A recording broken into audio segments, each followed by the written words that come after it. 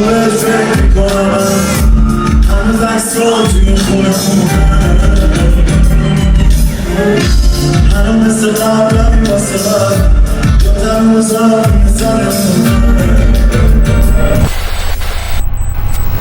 بگو اصلا همه غمات یه جا چند چی بدم که تحویلم بدی لبخند با سر صحبت رو میکنم با تو بخند